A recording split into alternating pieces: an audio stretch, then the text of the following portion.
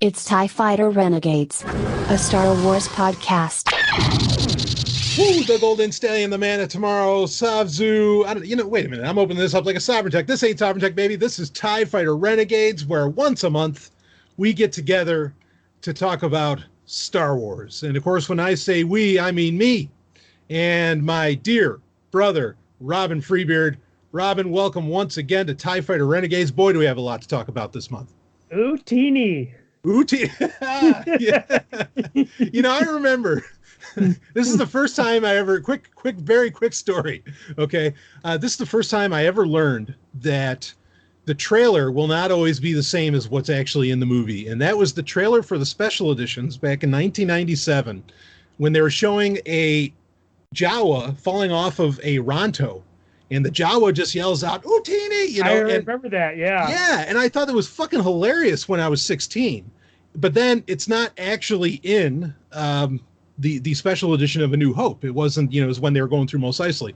And I was like, wow. Oh, what the hell? Like, I thought that was the funniest part of the trailer, and they didn't put it in. But the lessons you learn. I remember there was like a swoop, like, it came in and like scared the Ronto, and it reared up, and the Jawa fell off, and he was swinging from the harness or whatever it was. Yeah, it was a great shot. Like, I remember that so vividly, but I guess it just goes to show how often I've watched the special editions because I don't remember it not being in there. You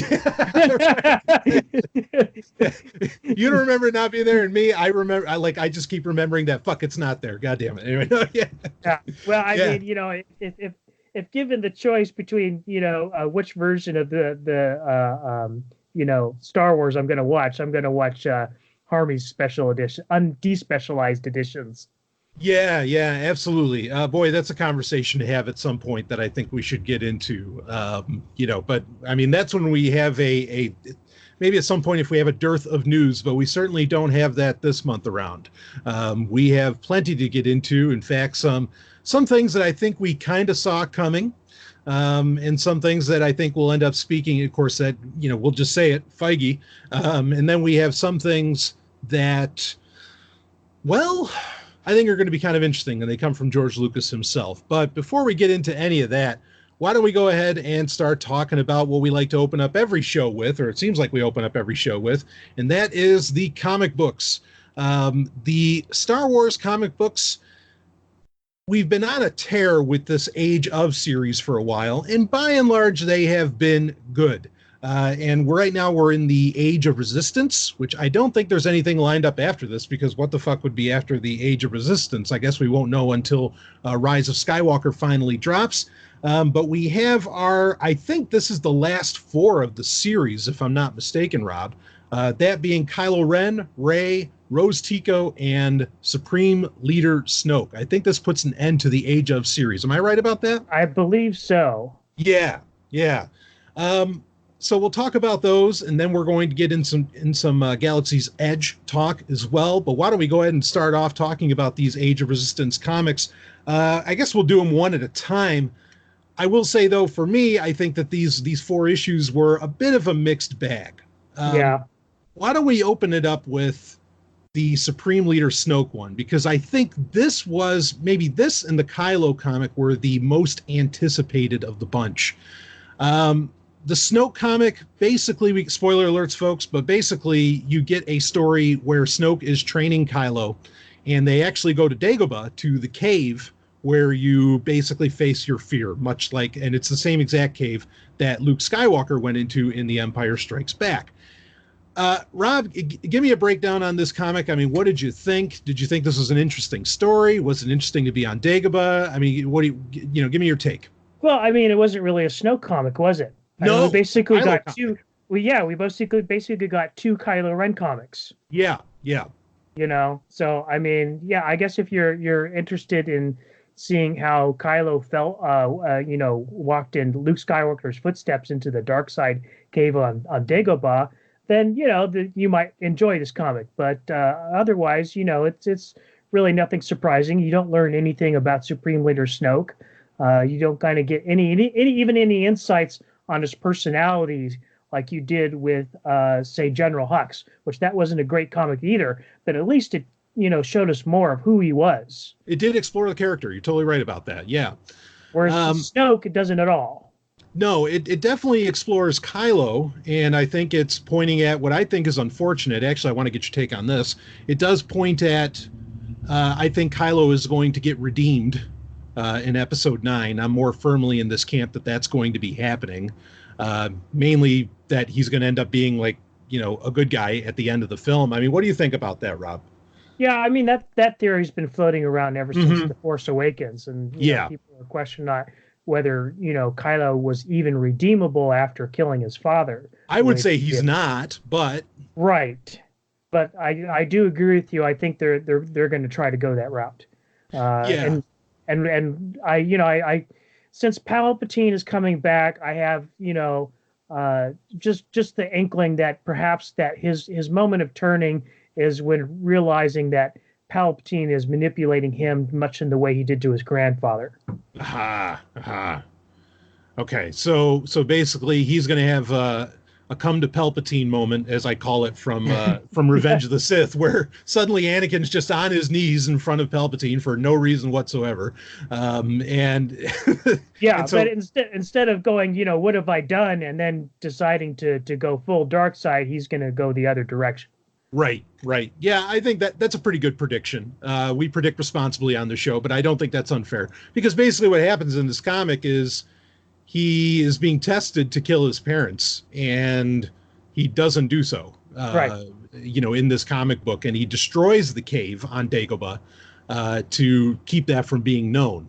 I mean, this certainly foreshadows much of Last Jedi, where Snoke can't tell what Kylo's actually doing or thinking all the time. But yeah, I just, the anticipation for this comic, at least for me, was, okay, finally we're going to get some answers about Snoke. This character doesn't fucking matter, so finally we can get a comic book that gives us some background. And like you already said, we got nothing about Snoke at all. And so it just ended up being it was a waste. I don't care that it was on Dagobah. It doesn't do anything for me. Yeah, it's pretty much, I mean, like at this point, I mean, I'm just considering the character a waste of screen time and comic time, because I mean he's really hasn't served much of a purpose in either the movies or the comics. So why did they make him? Yeah. I mean, it's speaking of Palpatine, like I'm just thinking of a quote: "You've paid the price for your lack of vision," and there's just like a complete lack of vision. Oh boy, we're gonna. We'll talk more about that in a minute, we're gonna. Sure. I was gonna say there's a little bit of foreshadowing there. yeah, as he has foreseen it, but it does go to show, and just the problems with that are so apparent with this comic as well. But I guess unless you have more to add on with the Snoke comic, why don't we switch to, which I'll say ahead of time, I thought was actually one of the best ones, and I'm surprised at how much I enjoyed it. But I know what you're going to say. Which one do you? All right, go. What do you think? Rose Tico. I did like the Rose Tico. I was actually going to say the Kylo one, but okay. But I actually really did like the Rose Tico comic as well. Yes. Yeah. All right. Yeah. Well, let's talk the Rose comic first. So go ahead. Give me because I mean it's a story about her and her sister, Paige, right? And go ahead. Give me the breakdown on Rose.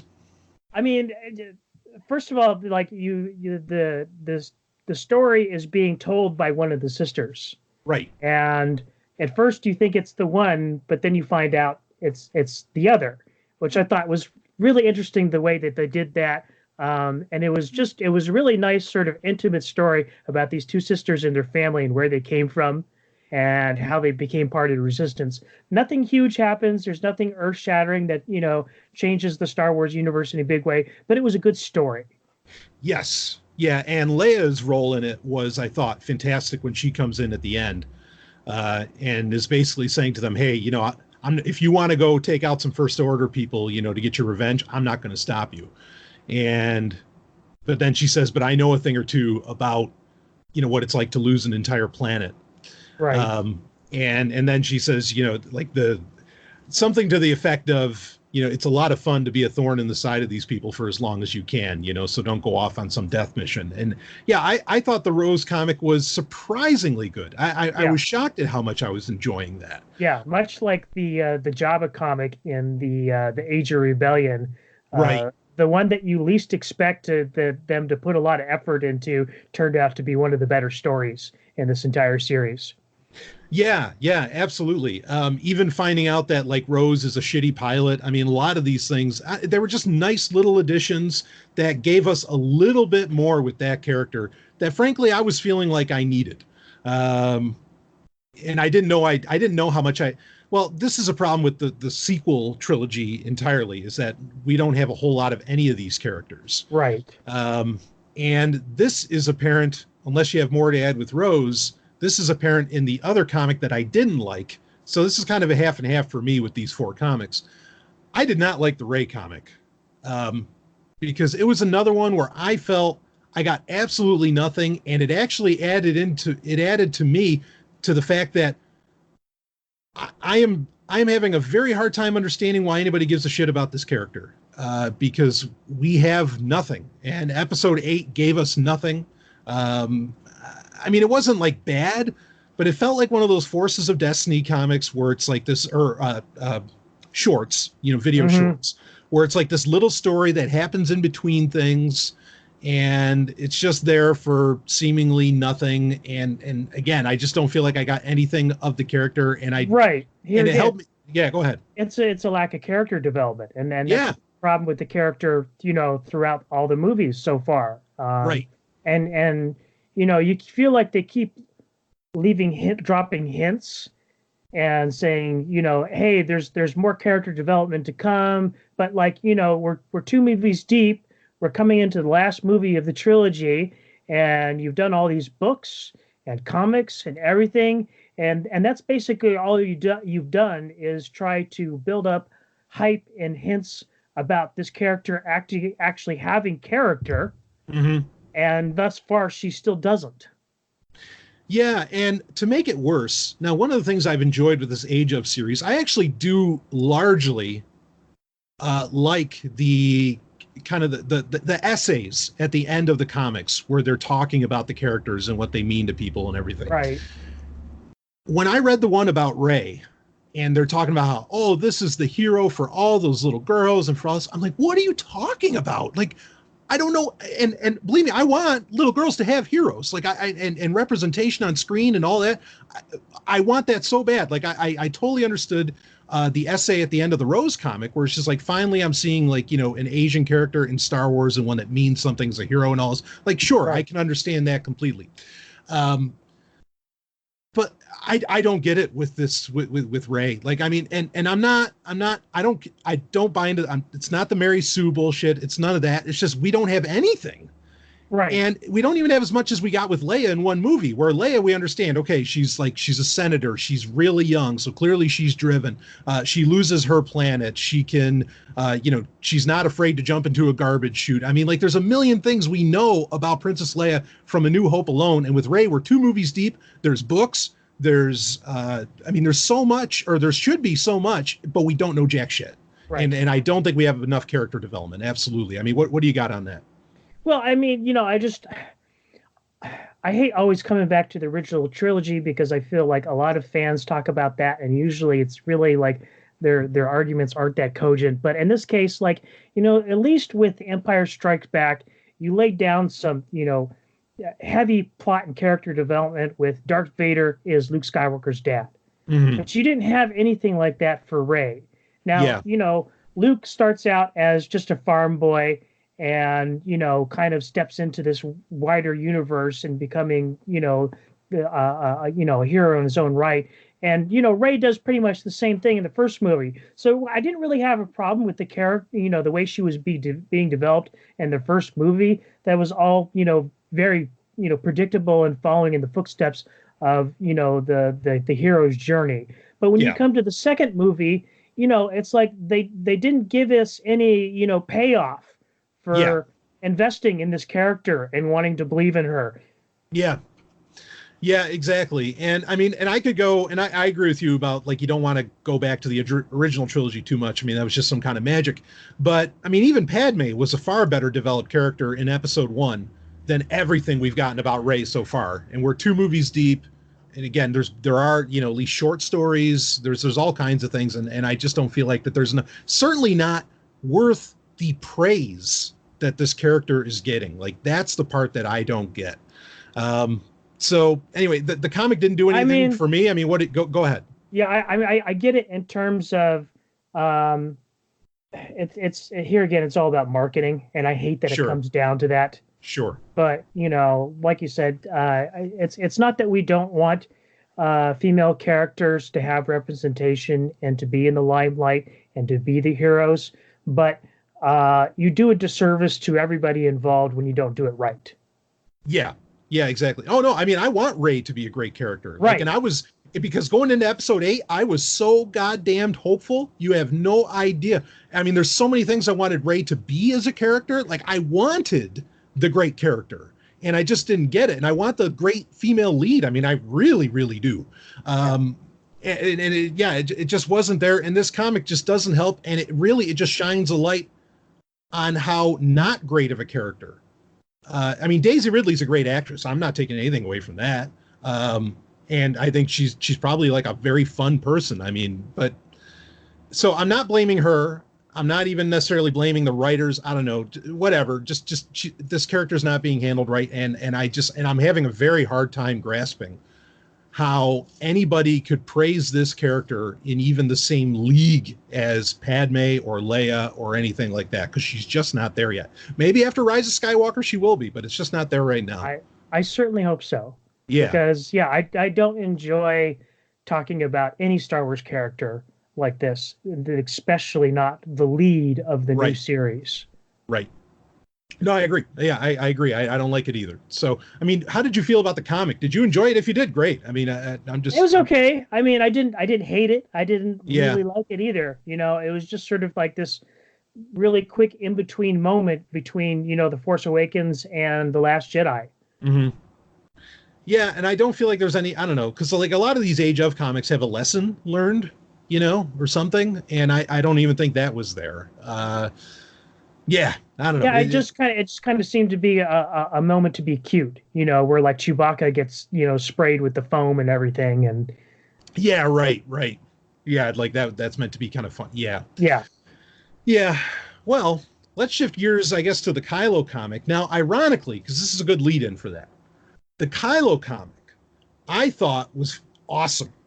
And in fact, I knew pretty quickly, like as soon as I saw the Zillo Beast, I was like, oh fuck yeah, it's on. Yeah, it is on. Because that is something that I know the Star Wars universe is waiting to use more. But what it highlighted for me, here's the difference, is that I thought the Kylo comic was phenomenal, but it also shows how how the Kylo in that comic is not the Kylo we're getting in the movies. We're getting a whimpering baby, you know? And I say that, I don't mean that as an insult to babies. We're getting a whimpering baby in these movies in Kylo Ren, as to where in this comic, this is the son of Vader, or the grandson of Vader. This is the guy who's, you know, kicking ass and could like actually lead the First Order and so on. Like, you know, spoiler alert again, when he dives into the mouth of the Zillo Beast, I knew it was going to happen. I was like, oh, that's so great. And it shows why he needs to wear that fucking helmet. I mean, it was so well done. His banter with the old stormtrooper was funny. This was a very, very well written comic in my opinion. But again, what it does is it shows, okay, this is the Kylo we could have had, we didn't get, and you know, what a shame. But that doesn't mean the comic was bad. The comic was awesome. It's just that the treatment of the character, certainly at least in episode 8, was piss poor. What do you got, Rob, on this one? Yeah, I agree with you completely on this. And in fact, I think it's interesting because the other comics that Kyle is in, including Hux and Snoke, that's actually closer to being the Kylo Ren we know from the movies. Right. Yeah, I agree with that. Yeah, so I mean, yeah, it's an awesome comic, but it is a little strange to see him, you know, sort of be the kind of person that Kylo Ren imagines himself to be, you know. And thus far, we've only kind of gotten that hint that, you know, this is what he sees himself as being. This is who he wants to be. But he, until this comic, he hasn't really lived up to that. Yeah, yeah. I mean, everything about it, the story set up, even him wanting to like just try and prove to be better than Vader in some sense. That's a very Sith thing to do, you Right. know. I mean, everything about it just made sense. And fuck, it was so great to see the Zillo Beast back, after Clone Wars like that, because this is a creature, for those that don't know about the Zillo Beast, this is a creature that lightsabers can't cut through. They are practically indestructible. Um, and Which is like interesting that he's able to cut his way out of it. that is kind of weird, right? That you can go through Yeah. the soft flesh. Yeah. Yeah. Maybe it's something like a maker hook in Dune where you can like open up one of the circles on a worm to where you could get it Right. soft flesh, something like that. But that does seem to be a little bit of a flub. Like, wait, he can go through it, but he can't go anyway. Yeah. But it worked, and it was believable, and it was a good time, to see that happen to a Zillo Beast. Because again, these things are like, they are the Godzillas of the Star Wars universe, and they're so cool. They're great in Clone Wars. And we knew Palpatine had plans for them, and yeah, I just thought it was fantastic. Yeah. I mean, we're going to talk about this more later, but it is really nice to see the Zillo Beast because it's a signal that they're correcting a mistake that Disney has made since they took over the franchise, Which is, ignoring the prequels. yeah, yeah, yeah. No, I agree, and I mean, and really, yeah, the Clone Wars, more specifically in this case, and yeah, Yeah. I think they are trying to make Well, up I for that. consider the Clone Wars part of the prequel, Yes. saga. So I mean, Yeah, they make the prequels good. I mean, I'll admit that as well. So yeah, they make them better. absolutely. Yeah. Yeah, they make them better. Yeah. So, so a mixed bag, I think you would say, Rob. I mean, would you agree? Like it's 2 for 2, or like too good, too bad, or Yeah, pretty much. yeah, yeah. I mean, I think saving the Kylo one for the end was a smart move because it left the series with, I think, a really solid closer. And I think it also maybe sets us up for the Kylo Ren that we're going to hopefully see in Episode 9, who is, basically body slamming people, and going through armies like Hulk Hogan. And, I'm all about that. So anyway, you want to talk about the Galaxy's Edge comic? Actually, I have a question for you. Please. So since we've pretty much determined that we're finishing out the Age of Resistance comic here, Yeah. I would assume now that we're pretty much done with these Age of comics altogether. This entire series. Mm-hmm. Out of the 3 different eras, which was your favorite? Ooh. I got to give it to Age of Republic when it was the prequel ones. Okay. I thought those were like the Qui-Gon comic was fucking great. Mm-hmm. I thought all of them were, and even the Grievous comic was shockingly good. Right. And the Dooku comic? The Dooku comic was good. All of that just worked. The Anakin comic was really cool. I really love that Age of Republic. How about you? Yeah, I think in terms of overall consistent quality, it was with Age of Republic. Yeah, which goes to show, like, those characters are minds waiting to be tapped into, to just keep doing more with. I think the prequel characters have done well. I mean, I think of like Dark Disciple and even books from the old EU where they did really, really well in other venues. And so, even if people didn't like them in the movies, I think they have strong character sets to run with in other media, and I hope that they keep doing so. Absolutely. Yeah. So you want to rock Galaxy's Edge? Let's do it. Now, this is a 5-issue miniseries, and we are going to get into the Galaxy's Edge Black Spire book after this, because both of these were kind of running concurrently. They sort of run into each other. This series spends a lot of time going back and forth in time, where you have a character which is Doc Ondar, who is an Ithorian that you encounter in the Black Spire book, in the Galaxy's Edge novel. But he's kind of the main guy in this whole comic series, and we get appearances from Greedo, amazingly, because again, it goes in the past. Han and Chewbacca. You have Hondo's in it. Dr. Aphra's in it. I mean, so you get a who's who of Star Wars throughout this because of these stories that get told around this meta narrative. I I mean, by and large, I thought it was, at first, I was like, oh, they're just using this to bring in other characters, and the Galaxy's Edge story isn't strong enough. But I found myself overall enjoying the story. And when Dr. Aphra came in, that worked. And Hondo's funny, Yeah. I overall like the comic series. That's really what I have to say about it. I mean, how about you, Rob? It's not that what your initial judgment was wrong. That's absolutely what they were doing. Yes. Was bringing all these characters into Galaxy Edge in order to, strengthen their perception of, Galaxy's Edge brand in general. But yeah, overall the comic was pretty good. I even got to say I really love the cover art on just about all these issues. The artist they got, tremendous. Yeah, Tom, I can't think of his name, Tom something, but yeah, fantastic. Tom like Keller or something like that. He was awesome. I totally agree with you there. Yeah, really just high quality, like true artwork. Yeah. I was impressed. I was impressed by that. Yeah, like the one with the cover with Hondo on it. I mean, that's something I would put on my wall. Oh yeah, no, it was that good. I agree, it was that good. Maybe it's Rob Rice. Anyway, regardless, the covers were awesome for this. I agree with you there. Even a lot of the variants, if you looked up some of the variant covers, were really, really slick. Mm-hmm. Yeah, I mean, and the other part that I think made it work was that when you got to issue 5, all of these little heist stories that you get throughout the whole thing actually come together. Like the baby Sarlacc, right? Like suddenly starts attacking the First Order, and that was something that Han and Chewbacca were dealing with before even, I guess it was before even A New Hope when that happened.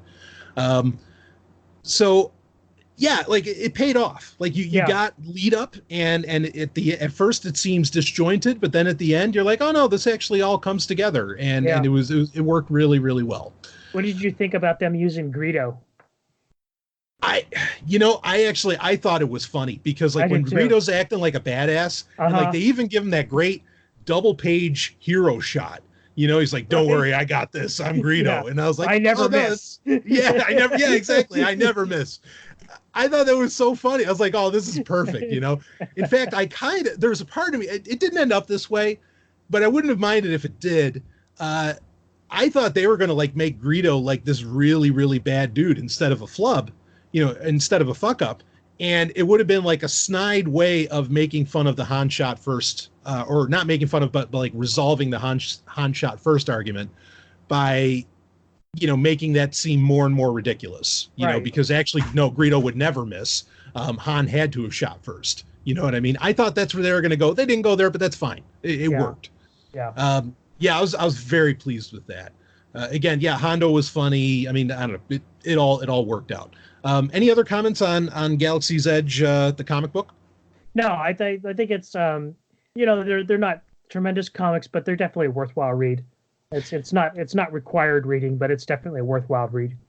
Yeah, and I think that the sword in it will maybe have a greater role to play in the future. Go ahead. It's interesting you mentioned that, because when they first hinted at it being a sword, I initially thought it was going to be the lightsaber from the Secrets of the Empire thing, the VR experience at the Void. Oh, okay. Because I do know what you're talking about. A long time ago they dropped that they were going to bring that up again at some point, and to my knowledge they still haven't. So I thought, oh, maybe this is it, but it wasn't. So it's another sword. So yeah. Yeah, I mean. And I liked the sword was like, I love I love that they went to Moraban. That was great. Yes. Yeah, that was a winner. Going to the Sith homeworld, fuck yes. And I think that alone makes it worthwhile. But I like that they talk about like the ideology behind this sword was the Sith thought, no, lightsabers are for wussies or something, however they phrased it. Not that I like to use that term. For the weak. It's for the weak. I think they're kind of implying that that it was a crutch. Yeah. Which this was in the old EU, and I like this a lot. The original Sith Empire, even before the Darth Bane stuff and whatever, they used like these poison or like these chemically edged swords that could actually deflect a lightsaber. Right. But they were real steel. That was from the Tales of the Jedi, the brother and sister who ended up getting those swords from the spirit of, who was it? I can't remember now, but I know they it's ended with up, Marco something. Marco Ragnos. Yeah, Marco Ragnos. That's it. Yeah, Yes. yeah, and they ended up getting two of these similar swords. They inherit them from the Sith, so it is kind of a cool nod to that. Yeah, yeah, but I like that. I like that attitude of, like that lightsabers aren't the end all be all, and it's nice for Star Wars to keep kind of playing this up, or having a mini arms race in the more mystical aspects of it. Right. Yeah, I dug that a lot. So the Moraband is, like I said, I think that's worthwhile to check out, and it does look very much like the world we'd see in something we might mention later, that being the game Jedi Academy. So it was a nice touch. Anyway, so the Galaxy's Edge comic, yeah, take it or leave it, but I think it's a worthwhile read. And it does give some context and pretext to the novel of Galaxy's Edge, which is titled Galaxy's Edge Black Spire by Delilah S. Dawson. This book is, now I'll tell you, when I first started it, and I think we even hinted at this in the last TIE Fighter Renegades, when I first started, I'm like, holy shit, I have to go through this. This book is, 15 hours long. Why the fuck am I doing this? It's by Delilah S. Dawson. Let's see. What did she write last? Oh, Phasma. Wow. This is going to be amazing. I can't, because that book is such a turd. Yeah. In fact, I think we even talked about it before the last show, and we were saying, and I was like, you know what? I think I'm going to pass on this one. I appreciate you taking one for the team. Yeah. And to be clear, this is, and I didn't realize it was going to be this. This is absolutely a sequel, a direct sequel to the Phasma novel. Yeah. You wouldn't think so, but it was. I mean, and you get characters from the Phasma novel that are the main characters in this and so on. But yeah, I tweeted, and I know you'd seen this, Rob. I tweeted when I finished it, I said, holy shit, like, where did this great book come from? And I'm not kidding. Like, I thought, I was so mind blown at how well this was done. Is there anything in it really that adds to the greater Star Wars universe, which is what I often want out of these books?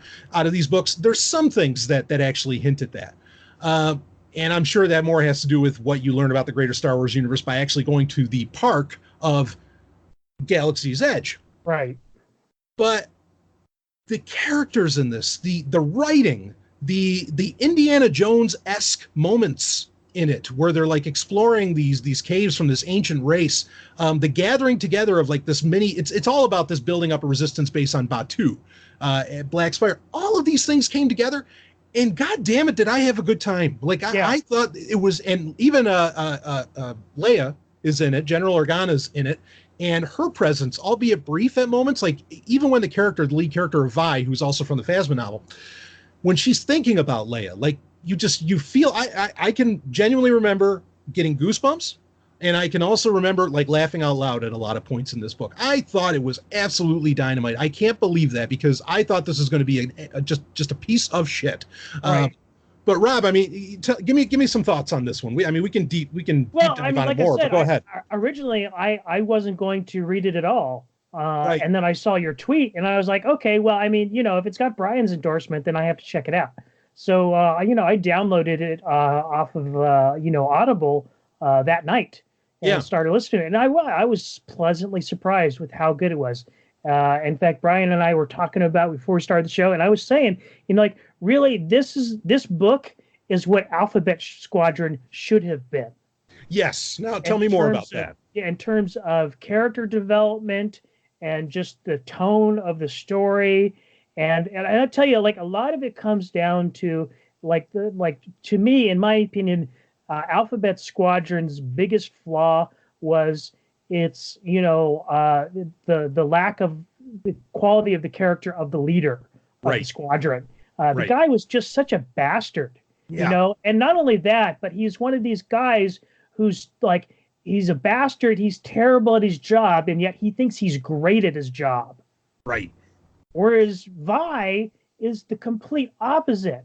Is that, she has flaws. She's kind of a broken character right from the start of the book, and yet she pulls it together and starts a resistance movement on this planet on her own. It's not, practically, well, she has the help of the other main character, the ex stormtrooper. Yeah, But yeah, Archex. like Yeah. but it just but her being the leader and the quality of the kind of leadership that she provides, it's night and day. Like I said, I really think if we had that kind of character in Alphabet Squadron, it would have been a much better book. Yeah, and yeah, the character of Vi was great, which again, she was in Phasma, and she was being interrogated by the character of Cardinal, who now Right. converts to the Resistance, more or Right. less, and his name is Archex in this, and that's the guy who you were just talking about. Right. And I was still haven't read Phasma, and I enjoyed this book. So don't think that you have to go back and read Phasma to enjoy this book. No, you don't. Yeah, you absolutely don't, because I mean, it's a minor part of the story, really, in Phasma.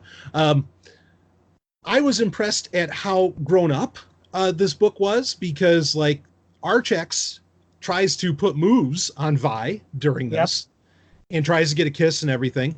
And Vi, this is more of where you get this broken character where she's like, she's not into people. She says she doesn't fall in love and she's not into like getting hit on and everything.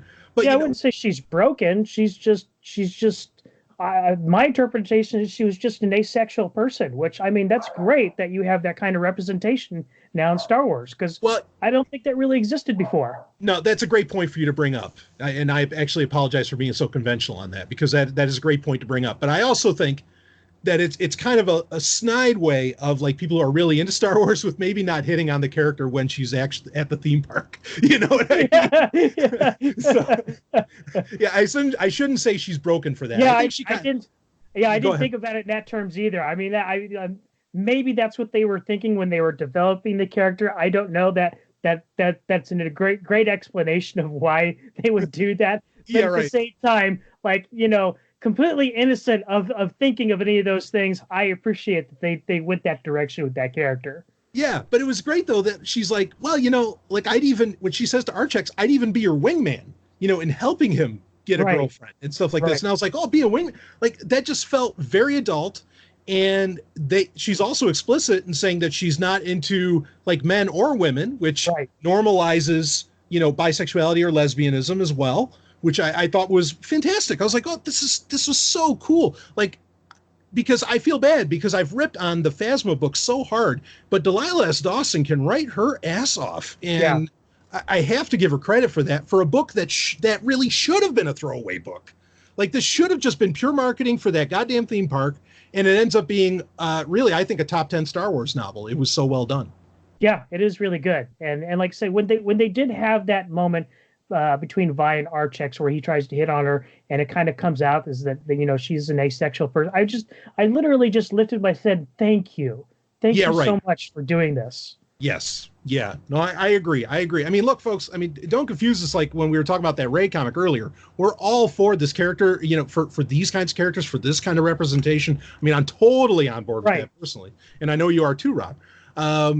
So, yeah, it was nice to get it delivered and to have some great new characters. It almost feels like a shame that to get the rest of the story, you do have to go to the theme park, because I don't think the theme park, as good as it may be, can deliver more on these characters. Or if anything, hopefully we get more Galaxy's Edge novels. I'm surprisingly wanting those right now. Well, it's interesting that you bring that up, because I read an article earlier this week that, I guess Galaxy Edge isn't doing as much business as Disney would like. Yeah. In fact, business at Disney parks overall is in a slump, from what I understand. And it's unfortunate because from what I was reading in the article, they don't really acknowledge what the problem is that they think it's the lack of the content, but they're not willing to acknowledge that it was the price hikes and the hype that they put into it ahead of time that really caused the problem. Yeah, I mean, it was a hike as far as raising that price. It was a huge hike, and not only that, like like a very popular thing, especially here in Southern California, is a lot of people buy those season passes, and they blocked out a huge number of dates where people could use their season passes, where they could have gone to the park before. I think it's like, you can't even go on Fridays anymore. Yeah, they did change that up as well. I hear you. But it's a shame because, like, I think they set up something really, really special. I mean, because like all the stuff about this ancient race that was on Batuu was very interesting. Like, I thought they were set. Go ahead. You know what it reminded me of was the stuff they had in the Battlefront 2 novel, the Inferno Squadron book. Oh yeah. It was very much like very well done in both cases. And I hope they explore more of sort of like this idea that Star Wars has an ancient history that goes beyond the Jedi and the Sith. Yeah, and similar to also like on Naboo, where you have the elders. Like you see in Episode 1, there's all these statues that you think maybe belong to the Gungans or something, but no, you actually find out it was a much older race, right, on Naboo, and they're called the elders, and nobody knows a whole lot about them. Yeah, I love these kind of mysteries, and boy, it'd be a shame if we don't get some kind of payoff somewhere with some of this stuff. Bottom line, I guess. So. Anyway, anything else to add with Black Spire? Like I said, here again, very pleasantly surprised. I actually want to go to the park now. Yeah, I wasn't really that excited about going before. I kept on saying, I'll go eventually. I'll just wait until it's the right time. Now I'm actually kind of eager to go. Yeah, same here. Actually, I thought the same thing. And I was like, you know what? After reading this, now I want to see this shit. Like, because Batuu.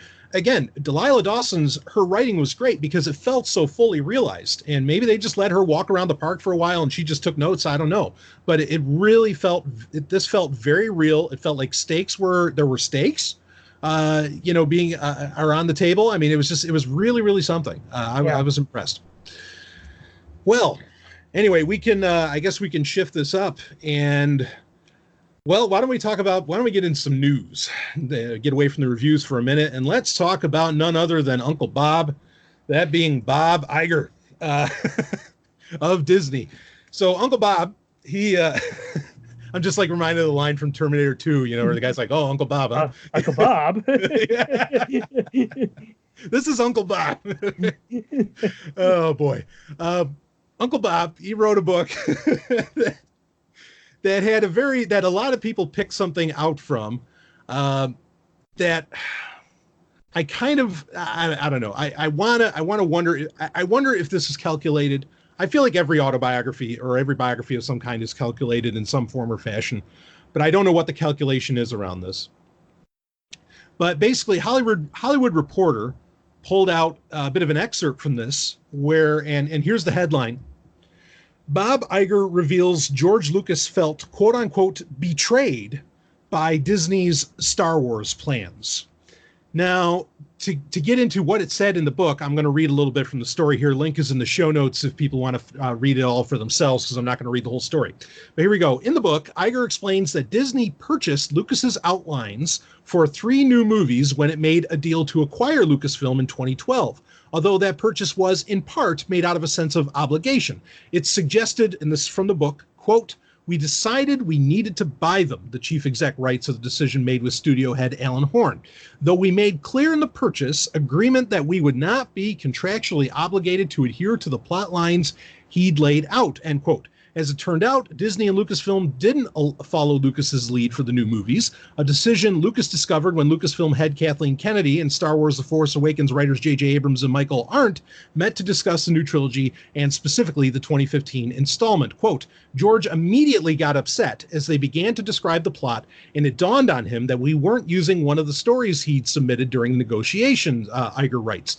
Quote, George knew we weren't contractually bound to anything, but he thought that our burying the story treatments was a tacit promise that we'd follow them, and he was disappointed that his story was being discarded. I'd been so careful since our first conversation not to mislead him in any way, and I didn't think I had now, but I could have handled it better. And then there's one last bit. George felt betrayed, and while this whole process would never have been easy for him, we'd gotten off to an unnecessarily rocky start, end quote. So that's from Bob Iger's, from Uncle Bob's book. And basically, I mean, we've had hints, and I think we've talked about it in past TIE Fighter Renegades episodes, of what George Lucas had in mind for the sequel trilogy, which more or less had to do with the midichlorians and the Wills being some kind of, they were actually malicious, they were nefarious forces in the galaxy at large. And I've heard from some people who have supposedly actually read these treatments. I haven't heard from them personally. It's kind of a secondhand thing where I've heard from people who've heard from people that while these may not have been like blockbuster movies, they sure as fuck would have been interesting movies that George Lucas had in mind, because these people have read the entire treatments apparently. This definitely, I want to get your thoughts on it, Rob. I mean, this definitely speaks to me that, well, I don't know what vision Disney ever had, if any. I mean, not just vision in what 7, 8, and 9 would be, but just like, what the fuck did they even have planned for Star Wars? Did they have any kind of plan for, other than, I know Bob Iger has said that they had like 100-year plan for Star Wars, but I don't know. I mean, give me your thoughts on this, well, Rob. I mean, first of all, like you were questioning as to the overall intent of this. I mean, to me, this reads like damage control. Nah, okay. And I've talked about this about Bob Iger before, and how I've pretty much theorized is that he's essentially micromanaged his stewardship of the Star Wars universe under Disney. Mm-hmm. Much of the, I think Bob Iger is to Star Wars as Kevin Feige is to Marvel. Aha. In a lot of ways. And I think in a lot of ways, Kathleen Kennedy has kind of had to play, passenger seat or backseat driver to Bob Iger. Where he's really the one who's kind of like making a lot of the major decisions in terms of this. So I think when a lot of people like criticize Kathleen Kennedy, I think, and this bears this out, that Bob Iger is really the one to blame for a lot of these decisions. Right. And he's kind of fessed up to that in the past as well. Like at call meetings where he said, yeah, having Solo come out in May was a mistake. You know, like he I think he knew he botched that fucker up. Right. But yeah, I mean, go ahead. There's another quote that follows the ones that you mentioned, and that he says, when talking about, George, he said, there weren't enough versional or technical leaps forward. He wasn't wrong, but it also wasn't appreciating the pressure we were under to give ardent fans the film quintessentially Star Wars. And, like this right here kind of points out like how kind of Bob Iger misses the point. It wasn't about technological leaps forward. Yes, George always did that with his movies, but he was always more interested and pushing the story in directions it never been before. And the fact that he didn't pick up on that as being the main criticism, I think says everything. Yeah. I mean, it goes on a little bit in this story where he does say that George Lucas didn't seem to like the fact that these movies were visually and tonally reminiscent of the earlier films, which has been a criticism by people long before any of these statements came out of, like, say, particularly The Force Awakens, that it was just way too much like A New Hope, like beat for beat, and I get that. And just to further the point, it was apparent very early on from Disney's takeover of Star Wars that they were trying to distance themselves from the prequels, which were very much different tonally and in story than the original trilogy. And I feel like George's idea for the sequel trilogy would have been just as much of a departure from the previous two eras. Yeah. And I also have a theory as to why they didn't use those treatments. And it'd be interesting if we could find out from any people who have read them. But my theory is that you're correct in, the idea that the Wills or, the midichlorians were going to end up, or at least part of it was going to be some sort of nefarious force. Mm-hmm. And my thought was, eventually they'll end up, defeating, this nefarious force, but that will remove the force from the universe. Right. And then where is Disney going to make money from Star Wars if there's no force going forward? Yeah. I mean, it does. Right. And so that's why they didn't bother, because right. then what makes Star Wars special is gone. Right. And here again, what was the vision that Disney had when they took on Star Wars? It was dollar signs. Of course it Yeah. was. Yeah, I mean, I think so this speaks to the problem between making art and making money, because I think that that's not an even dichotomy. And in fact, I dare say, and I've been having a hard time with this lately, with not just Star Wars, with a lot of franchises, where it seems pretty clear that to me, that by and large, you can't make great art and make great money. I mean, you can have lightning in a bottle like A New Hope, or like the original trilogy in general. But I do think you run into that very real problem where you can't do like crazy $1 billion of money and make great art at the same time. Well, that's the problem is it used to be that people would make great art. Mm-hmm. And then after people recognized how great the art was, the studios or whoever was in charge would come out and find out how to monetize that popularity. Right. Now it's backwards. It's like, okay, let's figure out how we're going to monetize the art before we make it. And yes, and we know that this happens. In fact, a great example, and maybe when this started, and I could almost argue that movies have gone downhill since, would be 1998 with Batman and Robin. We know for a fact with Joel Schumacher's Batman and Robin, which is a shit film. Okay, I love Batman Forever. Batman and Robin was horrible. Batman and Robin, we know that whoever the toy company was, I don't know if it was Kenner or whoever it was, they went to the movie studio, before the script even existed, and said, here are the toys, do something with them. And like that movie was literally made as a toy commercial. Like the toys existed before the movie was even written. Right. And that is, I think that's going on in Hollywood across the board, or at least in the huge chunks of it.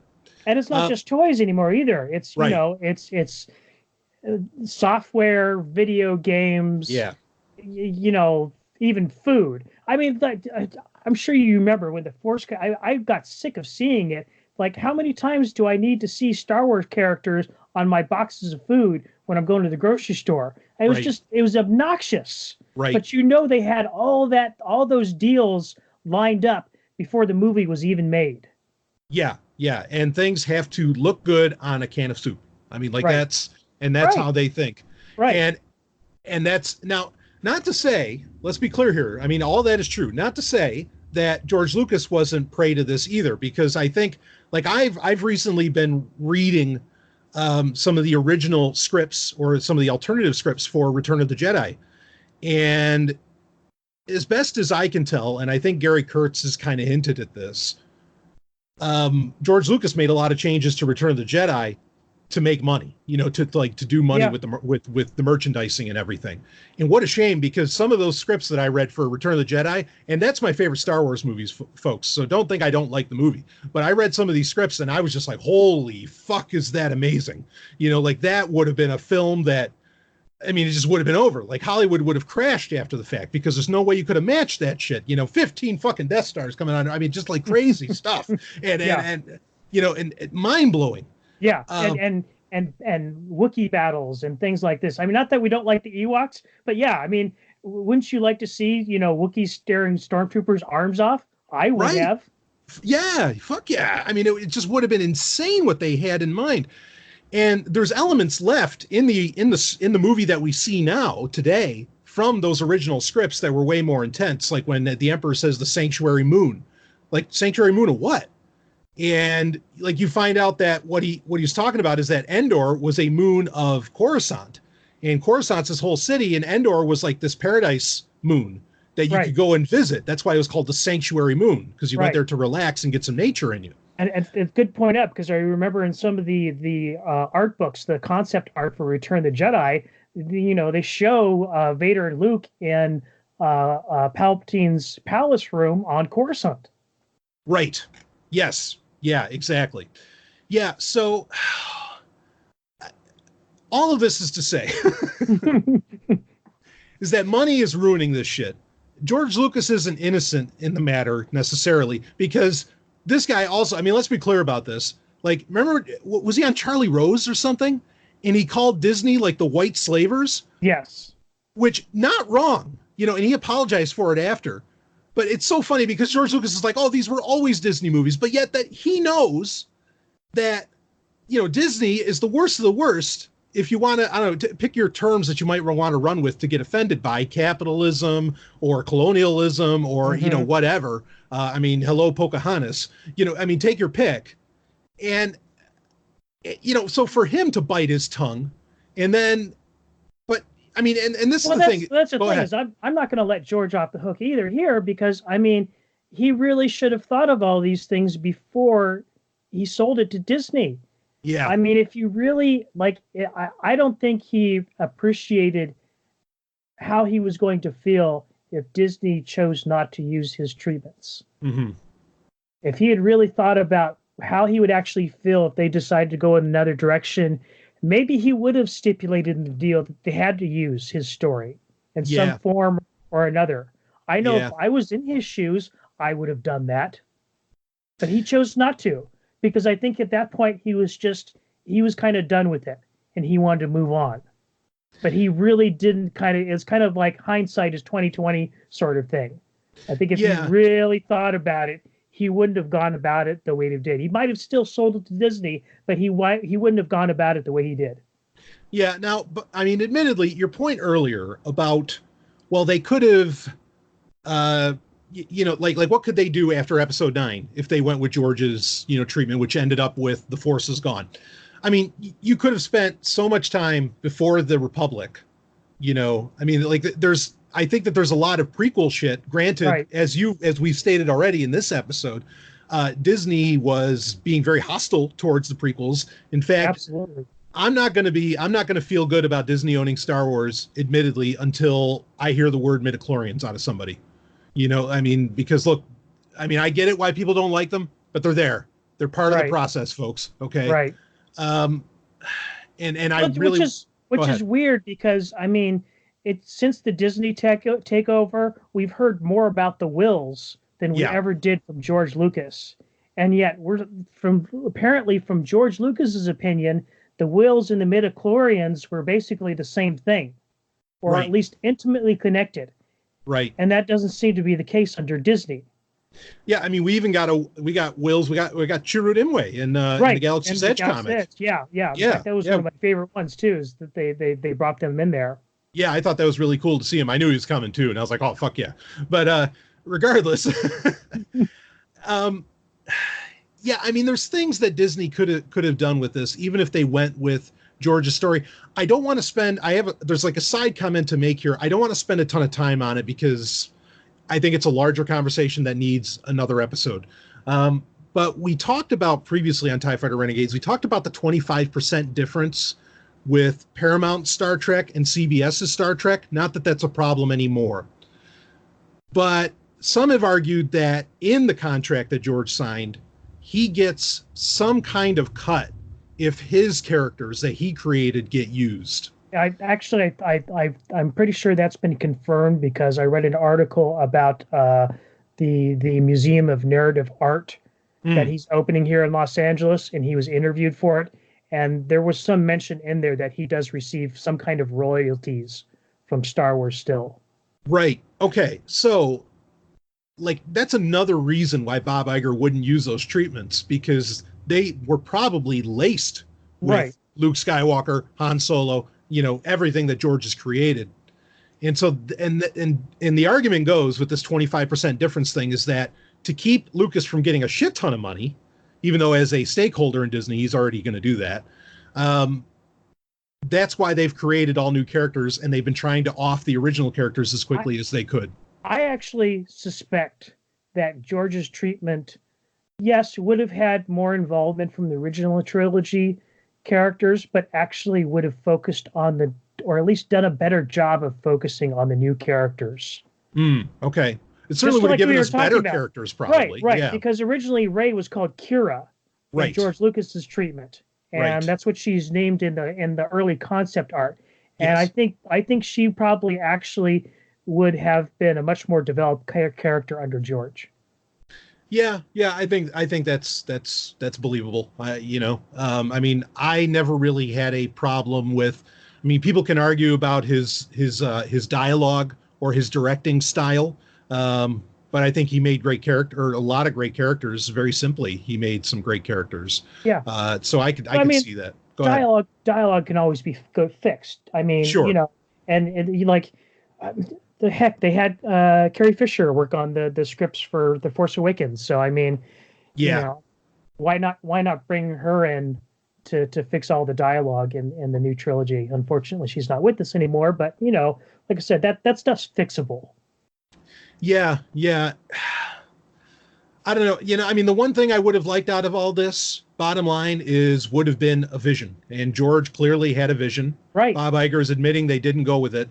And what they put in its place was a complete lack of vision, like we were talking about earlier. I mean, a complete lack. And Star Wars is hurting from that. It's hurting really, really bad. I mean, you have any thoughts on that, Rob? There is hope.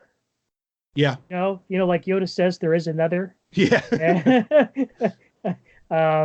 We still have Dave Filoni, and I still think he's pretty much the heir to the Empire, as it were. If not in control, but in spirit and in vision. Yeah. I think if Disney wanted to give Star Wars vision, they certainly have the talent internally. They have Filoni, and you know what? They have somebody else. If you want to shift gears to the next story in our news list here, they have Kevin Feige of Marvel. And Marvel is, well, it's at a turning point. The Marvel Cinematic Universe is anyway, now that Endgame has come out and all this. And we do have, it is effectively official. This is from Variety. Marvel's Kevin Feige developing Star Wars movie for Disney. We don't know what exact role he's playing in that, but we predicted some time ago. Remember when Feige was on the Star Wars show? We talked about it. Like, hey, give this guy Star Wars. Let him take his ability to make a cohesive long-term whole out of a lot of great movies, or a lot of at least good movies, or movies that people will sit down and watch and not complain about, besides myself. And let him do it. I mean, Feige, I think, is one of those people, that there are talented people. I mean, I say give it to Filoni too. I'm totally on board with you on that. Though we do know, because of an interview during Force Friday, that Filoni is very hard at work with Jon Favreau on season 2 already. And we haven't even watched season 1 of The Mandalorian. But I think if you had Feige clean this fucking mess up that Iger clearly created for whatever reasons, and George Lucas was totally right, I think, in being mad, because he probably knew that, holy shit, they don't have a plan and they're not going to run with mine. What are you doing to my baby? Yeah. Go ahead. This is really interesting, because do you remember, and I think it's been about a year ago, that we heard that Disney's plan after Episode 9 was to give Star Wars a long break. Mm-hmm. And that's obviously not going to happen now. Well, not on Disney Plus's end. Yeah, that's for sure. No, or not even the movie end. Right. Oh, yeah, because we know we have movies coming up at least 2022 or 2021. Right. Sure. So it's kind of interesting that, they're doubling down, essentially. Yeah. And I don't know that it's necessarily the wrong move. I did at the time say that, I think Star Wars could use a break, but of course, if the state that Star Wars is in right now, and if Episode 9, doesn't resonate with people, then I think they have to push on and keep on trying until they get it right. Yeah. I mean, they have to clean this up. I mean, let me ask you this, Rob. What do you think is more important to this ship getting corrected? The ship being Star Wars. Do you think The Mandalorian being successful or Episode 9 being successful? Like, which one of those do you think is the more important? That's tough, because I mean, I in a lot of ways I see The Mandalorian as kind of being the future of Lucasfilm right now. Sure. But a lot is really, I mean, you know what? Yeah, I'm going to go with The Mandalorian, because I think even as I'm trying to temper my expectations, like the what they've built up in Episode 7 and Episode 8, there needs to be a lot of payoff in 9, and I just don't see how it's going to happen. Aha. Okay, so all right, yeah, all right. So that's a good argument. You're saying that The Mandalorian has to be really, really great because Episode 9 cannot possibly correct this ship. I Like, don't no think matter how good it is. Yeah, I think it could start steering it in the right direction, but on its own, there's no way it could right this ship on its own.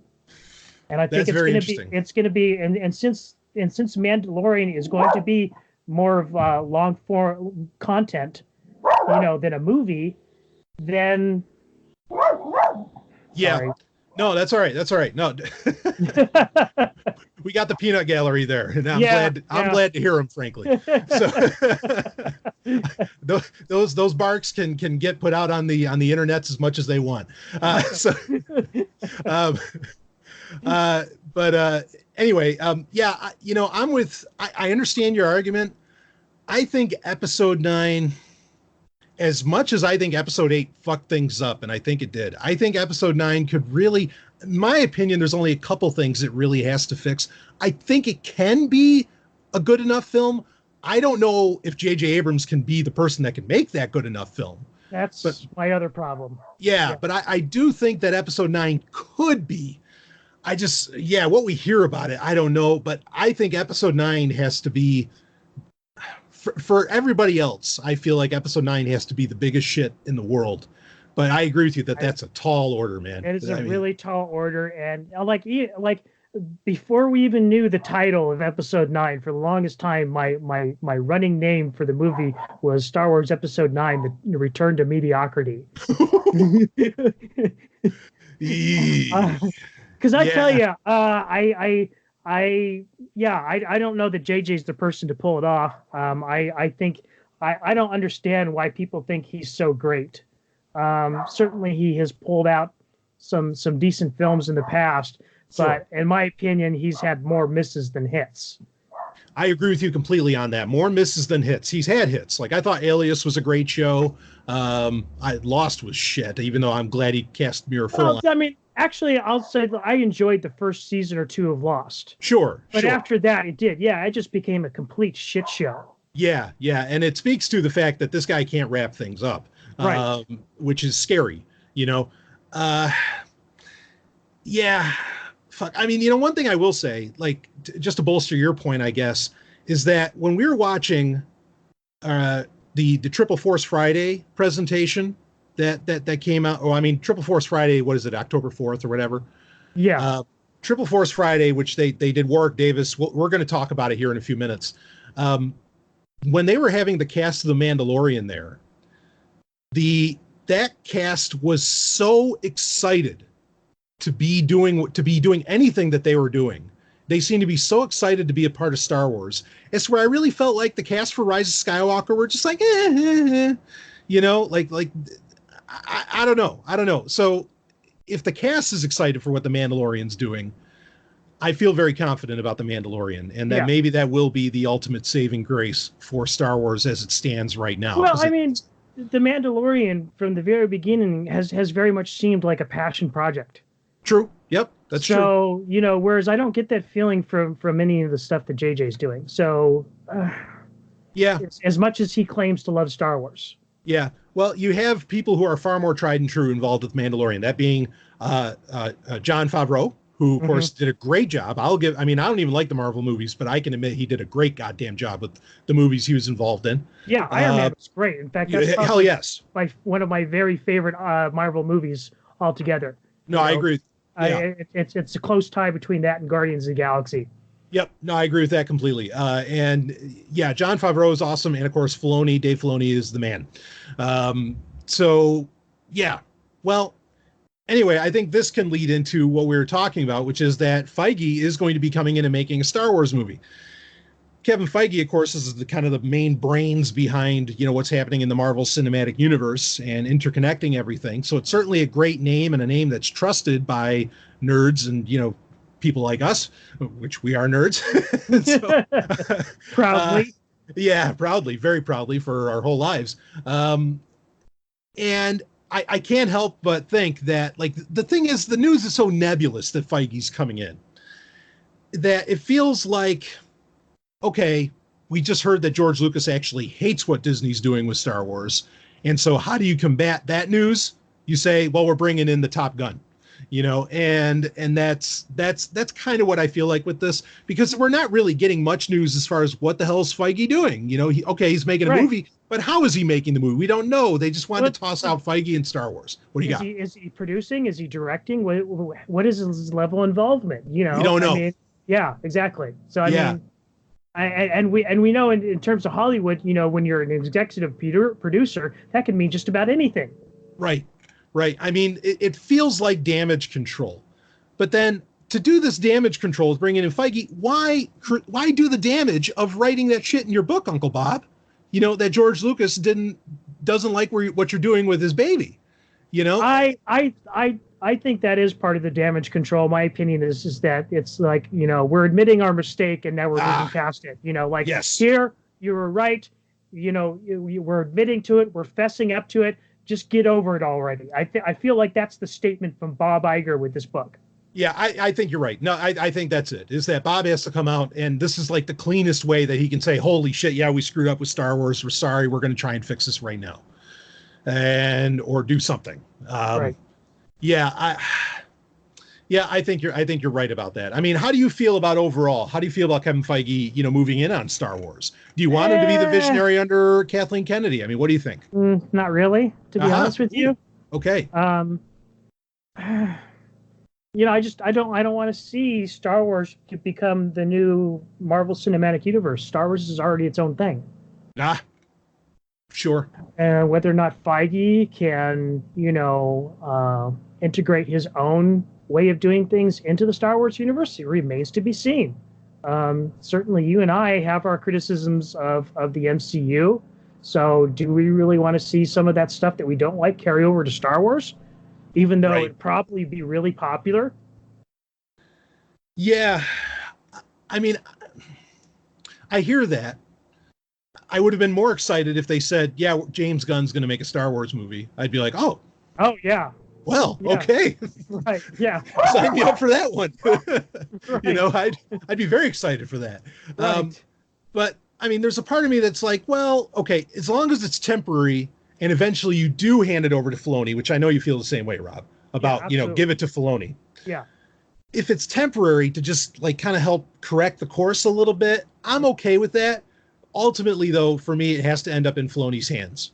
If there's going to be a grand vision, he's the guy who has it. Go ahead. And this just kind of reinforces my decision to see The Mandalorian as kind of being the main thing that is going to further the future of Star Wars, because basically Filoni is cutting his teeth on live action with The Mandalorian. Yes. So if he can do this, then they can, and the investment pays off, and The Mandalorian does really well, which I hope it does.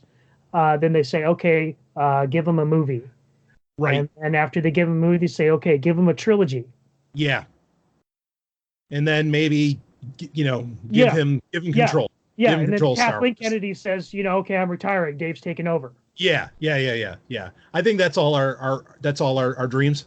Right. I mean, that's certainly what I want, because I think that guy's fantastic. Yeah.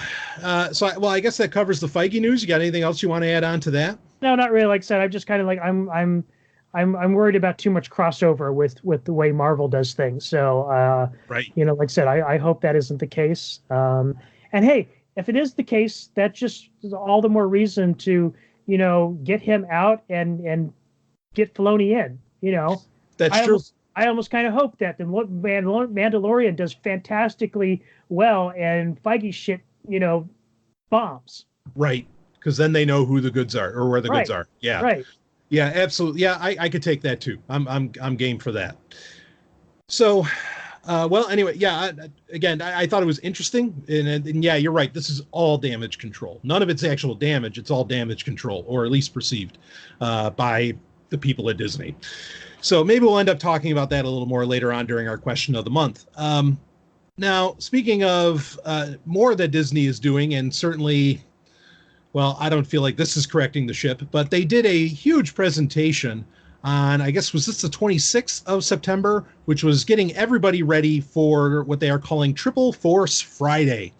So it's called Triple Force Friday because it's concentrating on Rise of Skywalker, Jedi Fallen Order, the game from EA, and The Mandalorian. And basically you had Warwick Davis presenting all of that for about 50 minutes. He's just flapping his yap, and we get some of the people from the Star Wars show. They were interviewing. You had various cast members come on from Episode 9. You had interviews of people involved with Fallen Order. You had, and of course, people involved with The Mandalorian. Yeah, it was basically just a 45-minute commercial. Yeah, it was really a 45-minute toy commercial. That's exactly what it was. Yeah. I mean, across the board. I'm amazed that they can do this sort of thing, and that they even think that this sort of thing is worthwhile to do this kind of presentation a week before any of these toys even drop. I mean, there were some things in it that were kind of interesting. I was intrigued to see that they did a book trailer for one of the lead-ups to Rise of Skywalker, which I haven't seen one of those for Star Wars in probably 20 years. Right. Shadows of the Empire. Sure, or like Vector Prime had one. Mm-hmm. I mean, it was interesting to see that. You did have the Fallen Order segment. They did do a trailer for Fallen Order. Do you want to buy this game now after seeing that 2-minute trailer? No. Yeah, me neither. It's okay. It's been what 5-6 months since we saw the first trailer, right? And I don't see any improvements. The game still looks worse than games they were developing in 2013. That being Star Wars 1313. Yeah, and in fact, it surprises me. The game looks so graphically unimpressive. Not that I need great graphics, but it's so graphically unimpressive. Why is it not coming out for Switch? Like that's still mind-boggling. Yeah. Because that's always the argument. It's like, well, it's too graphically intense for the Nintendo console. That's not true for Fallen Order. But even the gameplay, I mean, it looks a lot like Force Unleashed, which those games weren't terrible. In fact, I liked the first one especially. But I don't know, that's not, well, we'll talk more about this a little later, talking about another game, but it didn't look like the combat didn't look as deep and as impressive as Star Wars games I have seen in the past. Namely, looking at you, Kyle Katarn. And the surprising thing is it uses the Unreal Engine, which we know is capable of much more than what we're seeing. Absolutely. Yes. Yeah. Absolutely. Yeah, so that didn't impress me either. Nothing really to talk about there. The only thing I did like is I guess they're coming out with the deluxe edition that comes with a very nice looking controller. Like it has an Imperial symbol on it and everything. Oh, you have to buy the game to get that? Well, I'm hoping they're going to sell it separately because I'll build one. Yeah. I mean, I thought it looked really, really slick. I mean, I just used it as a PC controller. No, right. Same here. Yeah. But it's a good looking one. So I'm hopeful for that. I thought that was interesting. There was, I think it's when they were doing some of the Rise of Skywalker toys and they had Kerry Russell there. And did it look like her character was in a Y-Wing? Like the Lego version of her character was in a Y-Wing with that little Dio robot or a droid? Yeah. I guess. I mean, I didn't really pick up on that. Yeah. Yeah, I was confused by it too. In fact, they kind of made some sort of like low key like character, reveals with some of those Lego toys, like characters we haven't heard of before.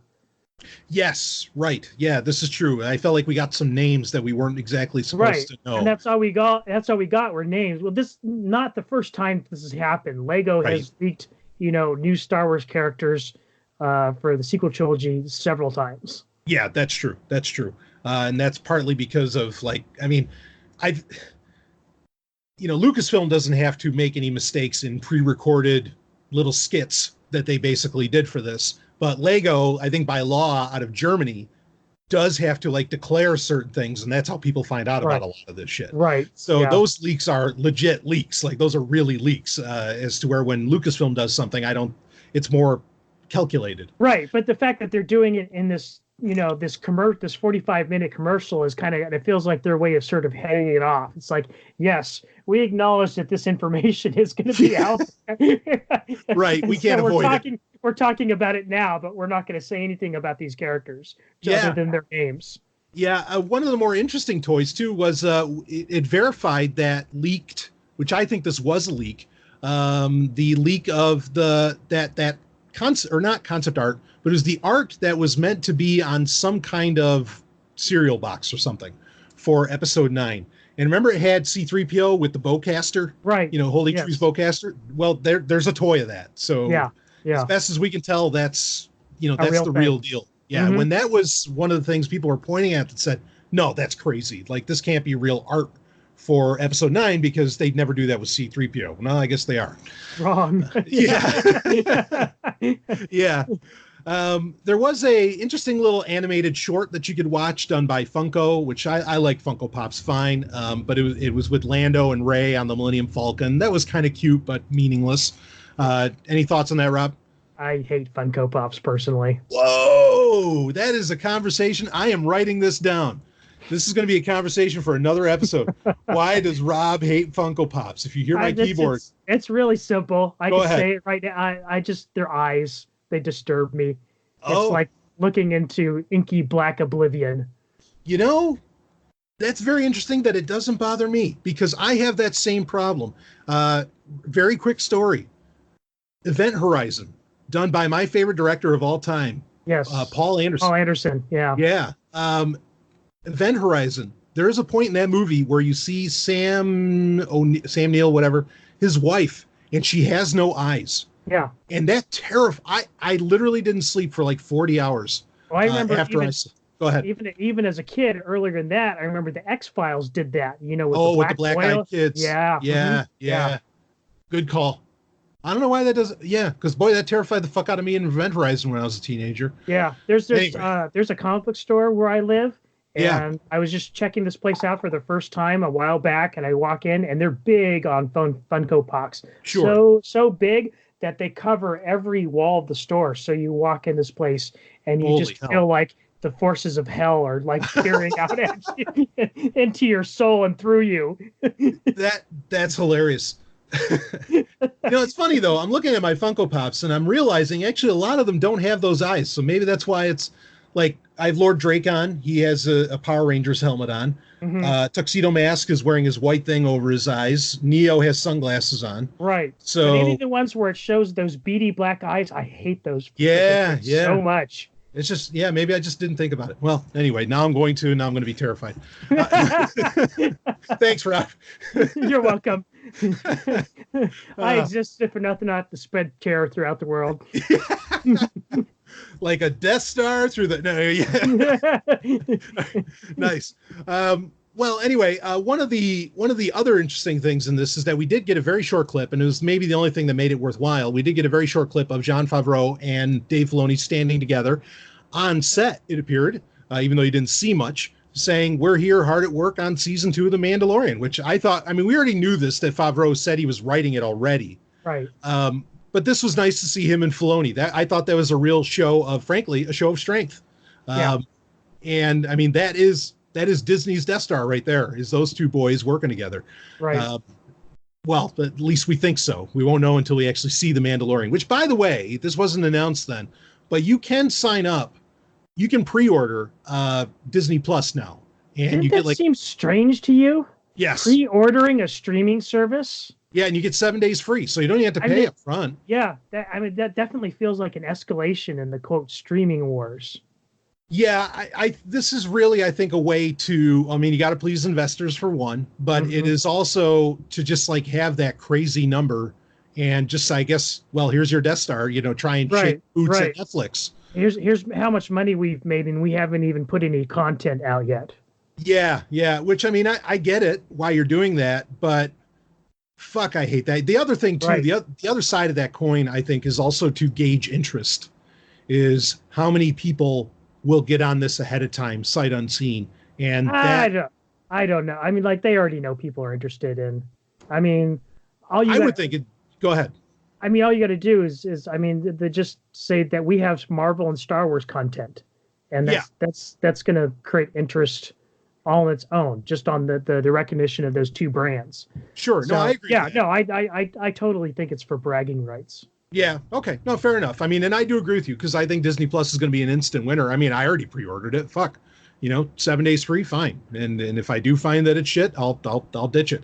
But of course, folks, make sure that you frequent your public library on the internet. It might go by the initials of TPB.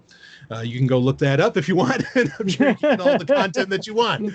And whatever. I don't care if Disney hears me say that anyway. Well, anyway, I don't know how much else there is to say about the Triple Force Friday presentation overall. I mean, it was amazing to see all of those cast members, even Daisy Ridley, schlepping off these toys. I think it does point at, well, Rob, you tell me what this points at. Is this where the money lies? Tell me about it. I don't know because you look at all the unsold product from The Last Jedi. These toy stores are going out of business because of this shit. Because they bought in big time and it didn't pay off. Well, this is you raise a great point because this is interesting in that kids don't buy toys anymore. Not that I've seen, they just want to get shit on their tablet or on their smartphone or something like that. Yeah. Well, I do think that the Dio remote control, the app controlled toy, I think that'll be big. Yeah. Because they sold gangbusters on the BB-8 one. Right. From Sphero. Right. Yeah. Maybe the Funko Pops will sell. You know what, the thing with the Funko Pops is that because they made a big deal out of those, most people I know who have collected those and have been collecting them for a few years, they're trying to sell off their collections, not because they need the money, just they take over your house. Yeah. I mean, it's they're pretty Beanie bad. Babies. Right. They're Beanie Babies. Yeah. And I think people get like, holy fuck. And they're like not even toys. I mean, you don't play with them. No. I mean, to me, they're just things that show off your fandom and they're like rare. Like where else can I get a Tron figure? But are they rare? Well, they're right. Yeah. So that's a good point. I don't know. This could be an interesting lesson for Disney. But they're definitely they've had two chances to learn it and they haven't yet. So I think it's going to take the toy stores saying, we're not going to order as much as your shit as we used to, just based on the brand name. Mm-hmm. Yeah. Well, I'd be interested to see these figures, and I don't mean the action figures. We saw those. I mean the dollar signs. Yeah. What that ends up looking like. So, well, anyway, I mean, what do you have any other thoughts on the whole Triple Force Friday or the presentation leading up to it? No, not really. Yeah. No. Fair enough. So, well, let's switch gears here to the Switch, the Nintendo Switch, and that being. Just real quickly, I'll talk about it. This is a game that I know. In fact, Rob, I don't think this is your favorite Star Wars game, but it's got to be up there. It's up there. Oh, yeah. Yeah. On September 24th, it was released for the Nintendo Switch. Jedi Knight 2, Jedi Outcast was released without multiplayer, grant you, which to me makes it almost pointless. Not almost. It's not really, I mean, because it still had a great story and Kyle Katarn's a great character. But how do you feel about this, Rob? I mean, this release, how do you feel about the lack of multiplayer? I mean, is this something you think people should pick up for their Switch now if they've never played it? What do you think? I don't think it's a bad thing in itself. It's only $10, by the way, for those. Yeah. Yeah, no, go ahead. It's a good deal, and I could definitely see the appeal of wanting to play that on the go on the Switch. I just think it's kind of sad when the high bar for Star Wars gaming these days is being able to play old games on modern systems.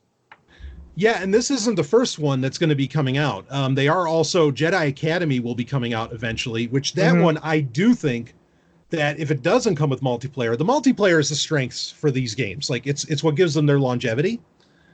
But I do think Jedi Academy has such a strong story and different directions you can go with the story where you could be light or dark. Right. Just like the original Jedi Knight. Yes.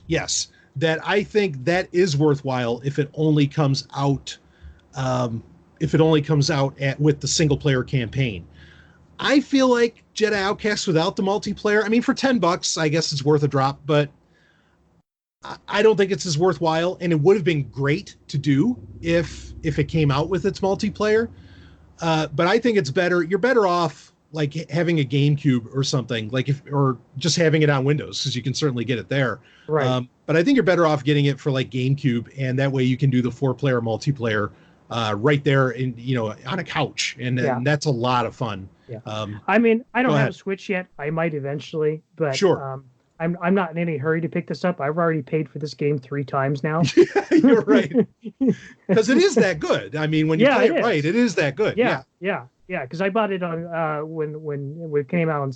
I bought the original game when it came out. I still have my discs. Right. I bought it on Steam, and then I bought it again on GOG. Yeah, same here. Same here on the GOG and Steam.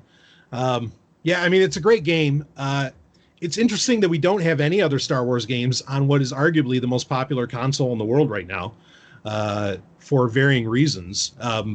Again, I think this is Disney just dropping the ball as far as games go. Well, or Star Wars gaming. They might be testing the waters with this too to see. That's fair.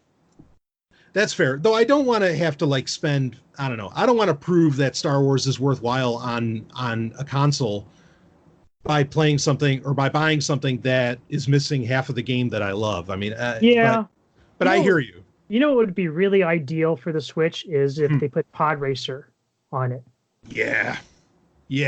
Which that was a huge N64 game. Racer was one of the big games for that system. In fact, the other game too is since it never came out on PC, if they put the Jedi Starfighter game on Switch, I'd buy that. Yeah, or Racer Revenge. Any of those are worthwhile entries on the Switch. Yeah, I agree with you there completely. I'll be curious to see what happens with that.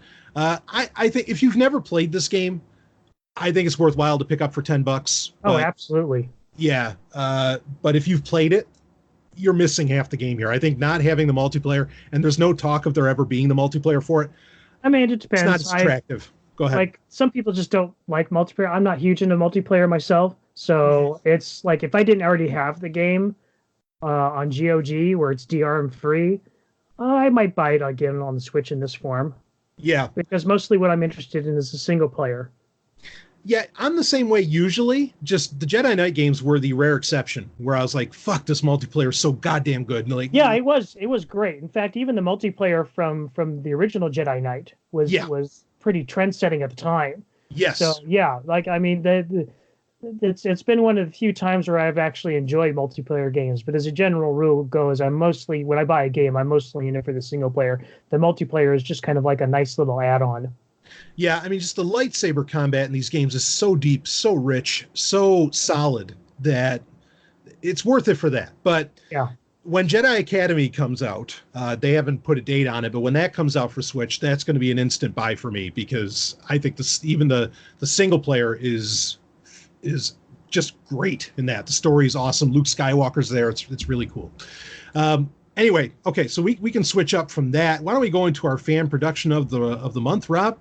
And speaking of lightsaber battles, well, that's all this is. And it is Kylo Ren versus Darth Vader. And this was a fan production, fan film, if you want to call it that. Rob, what did you think of this one? You know what? I'm sorry I missed it.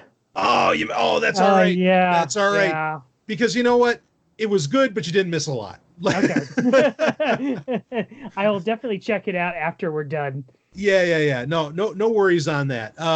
So this is one, it's about 10 minutes long. It's worth watching, but there's not enough dialogue, and it's just a lightsaber battle. I heard another Star Wars podcast talk about it and say they thought it was really cool. I mean, it was good. The effects wise, it looks right, and it's easy to do a couple of characters that are wearing a mask. Right. That's the thing, is like, this has all been done before. That's kind of like the thing, like when you're making a homemade Star Wars video is like, well, the easiest thing to do is do lightsaber battles. Right. Yeah.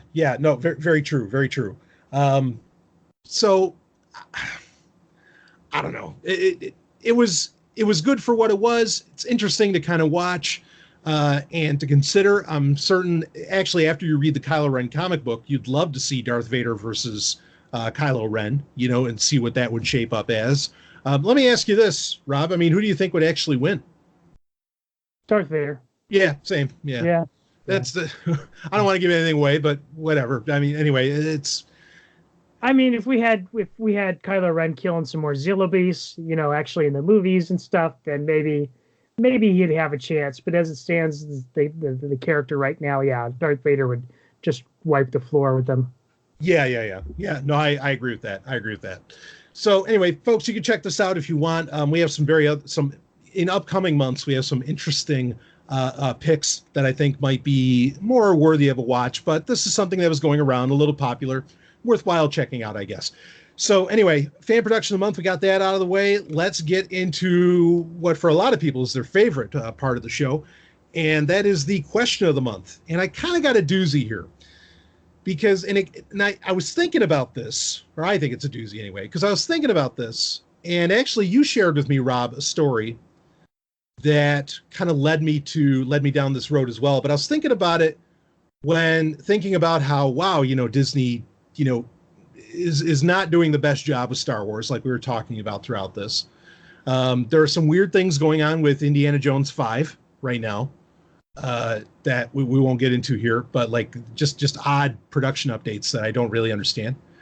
And then it was a story you shared with me, Rob, about the guys who made, what was that movie? The movie about where everybody had to be quiet.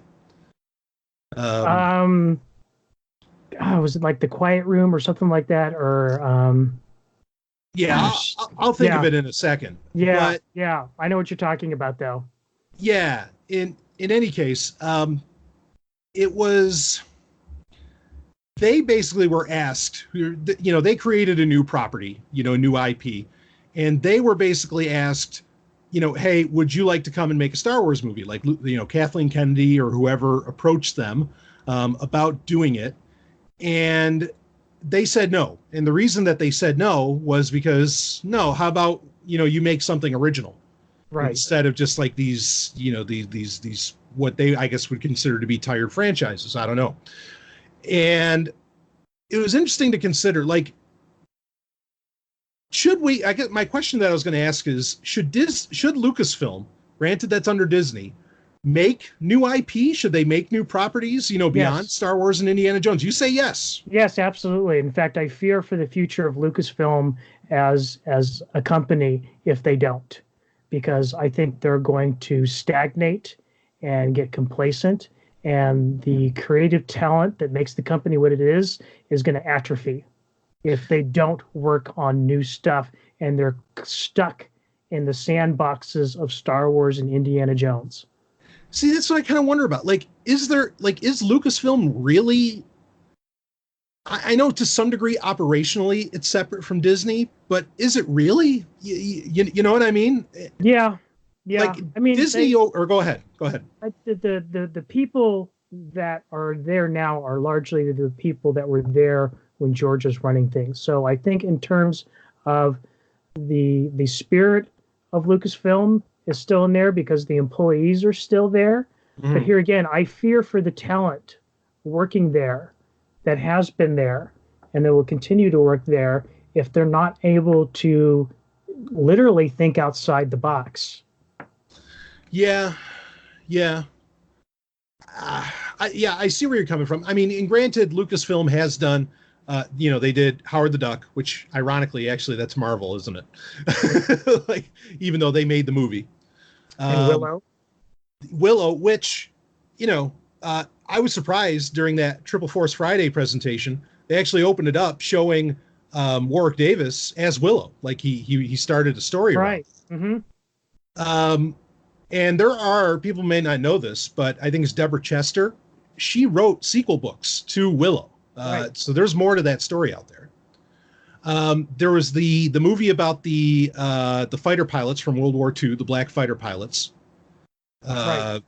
And was it the Tuskegee Airmen or whatever? No, it was like Red Tails or something. Yeah, Red something. Tails. Right. Yeah. So I mean, they've done other movies. Mm-hmm. Captain EO. Fuck, Captain EO was so great. Yeah, you know, God damn it. Yeah, I wish they would, but I guess if ultimately it feels like Star Wars, what we've seen so far of Star Wars, has to fall under the same bean counting and focus group approval that the Marvel movies do. Right. I'm just... And that's why I say I'm worried. Yeah, I don't know where... Go ahead. When you subject creative talent to essentially the machine, yeah, it like I said, it atrophies and it dies. Yeah. Yeah, I worry. Oh, shit, another one, Labyrinth. That was Lucasfilm. Yep. God damn it. Yeah. And a lot of that's good shit. You know, like, I mean, Captain EO was awesome, Willow was awesome, Labyrinth was awesome. Yeah, I just don't know how much operationally they're separate. And I guess I do want, yes, ultimately, do I want to see original IPs from fucking anybody in Hollywood? Of course I do. Yeah, yeah. You know, I really do. It's a huge risk for these companies, these big companies, though, at least the way they think it is. Yeah. And that is another reason, perhaps, to hope for the success of future Star Wars, because if Star Wars is really successful, then maybe they can afford to do some prestige films that aren't Star Wars or Indiana Jones related. Yeah, I guess if Lucasfilm operates kind of like, so, I mean, well, I'll say this straight, fuck the U.S. military, but if it operates, just as an analogy, if it operates like, the Marines and the Navy actually have the same budget. Okay, the U.S. Marines and the U.S. Navy have the same budget. The Marines are like 8% of the U.S. Navy budget. That's all they get. But they are functionally a separate unit. Okay, right. like they are a separate organization functionally. So if Lucasfilm operates much like the Marines do to the Navy's budget, then yes, I want Lucasfilm to come out with separate IP, because maybe they have some control and can do things somewhat a little bit differently than Marvel. Right. Something that these I think they were writers, and the name of the movie was The Quiet Place. Yes, that's it. Yes. And they even brought up the point is, you know, like, when you have huge creative forces like Disney and Lucasfilm, they kind of have a responsibility to, like, kind of keep imammation alive, and not just with the same shit over and over and over again. Sure. You know, there's a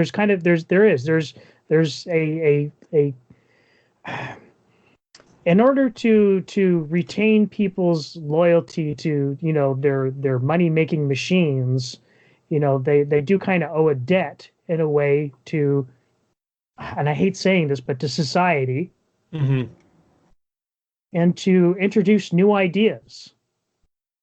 Yeah, I mean, I think it behooves them to be the risk takers when they're in the position to do so. Yeah, you know, and not tank. Like I said, I almost say, like, you know, like I said, if they want to maintain, you know, the empire that they have, then I'd almost say it's you know, not only behooves them, but it's incumbent upon them to, like I said, to take those risks, because they're the ones that can afford it more than anybody else.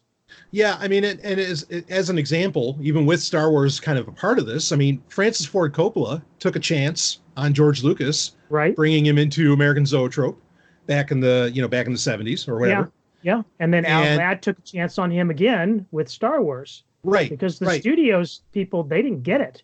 And Alan Ladd didn't get it, but he saw American Graffiti and that, you know, that this guy's a brilliant director. I don't care what kind of crazy story he writes. He's going to deliver something that makes money. Yeah, exactly. And so I think, you know, and Coppola with American Zoetrope was trying to do just that, was trying to bring creativity back at the time to what I guess he felt was stale. Yeah. So, yeah, I see your point, and I think that's fair. And I think the Lucasfilm brand, at the very least, should stay relevant. It should not just get folded into Disney. You know, entirely. And yeah, so I'm with you. I think I'm for Hollywood creating new IP in general, but for Lucasfilm to do it, it would be nice to see the creative minds, John Knoll, and go down the list of them who are still at Lucasfilm, bring their very unique and powerful talents to something new besides Star Wars. That would be nice. Well, I'm with you. Not even that, but like the new people coming up through the company now, who, you know, like John Knoll and Dennis Muren and all those guys, they had their opportunities to work on the new exciting IP, which was Star Wars, Indiana Jones, in their day.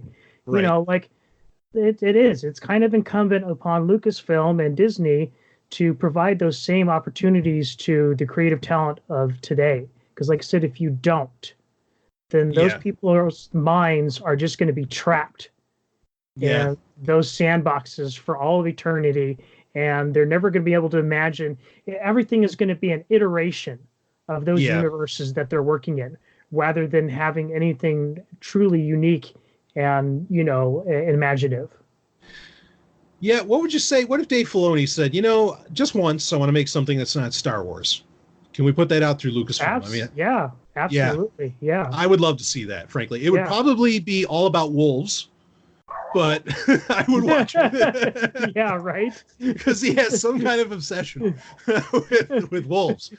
But I would watch it. I would love to see it, and I'd love to give him the chance because I already know that he's a brilliant creator, much like Lucas was when Alan Ladd, had to give the confidence. Right. So yeah, okay, no, fair enough. So yeah, Lucasfilm, let's make this a brand and have it put out some new franchises. Some new stories. I'm game. So anyway, got anything else you want to add on that, Rob? No, like I said, I pretty much said my piece on that. I feel really strongly about this. So yeah, I hope this is a wake up call for them. And good on. And I found the article is the screenwriter's name's Scott Beck and Brian Woods. Good on you guys for calling Lucasfilm on this and turning down what would probably have been a really well paying job. And sticking to your principles. So I applaud both of these guys. Same here. Absolutely.